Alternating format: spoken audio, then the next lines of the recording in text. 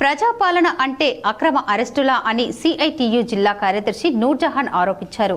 ఆశల డిమాండ్ల పరిష్కారం కోసం ఈ రోజు రాష్ట్ర వ్యాప్తంగా వేలాది మంది ఆశలు బయలుదేరి హైదరాబాద్లోని కోటి కమిషనర్ కార్యాలయం ముట్టడికి వచ్చారు. ఈ సందర్భంగా ప్రభుత్వం తీవ్ర నిర్బంధకాండను ప్రయోగించి ముందస్తుగానే ఆశలను అరెస్టు చేసి పోలీస్ స్టేషన్లు నిర్బంధించారు. అయినా పోలీస్ నిర్బంధనలు ఛేదించి వేల మంది ఆశలు డైరెక్టర్ ఆఫీస్ ప్రధాన గేట్ వద్ద బైఠాయించారు. వందలాది మంది పోలీసులు అడ్డుకొని అక్రమ అరెస్టులు చేశారు. మహిళలని కూడా చూడకుండా మగ పోలీసులు ఆశలను కొట్టి గాయపరిచి బలవంతంగా వ్యాన్లో కూర్చోబెట్టారు.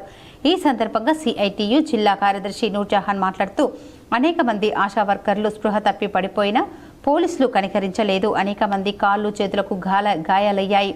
ఆశల పట్ల కాంగ్రెస్ ప్రభుత్వం కర్కశంగా వ్యవహరిస్తుందని ఈ అరెస్టులతో తోపులాటల్లో సిఐటియు జిల్లా కార్యదర్శి నూర్జహాన్, నిజామాబాద్ జిల్లా ఆశా నాయకులు రేణుకా, సుకన్య, గీత, ఇందిర, లావణ్య, రేణుకా, రాధ, సువర్ణ, లక్ష్మి, స్వప్న, సిహెచ్ నర్సులతో పాటు ఇతర జిల్లా ఆశా వర్కర్లకు వందలాది మందిని అరెస్టులు చేసి పోలీస్ స్టేషన్లో నిర్బంధించారని ఆరోపించారు.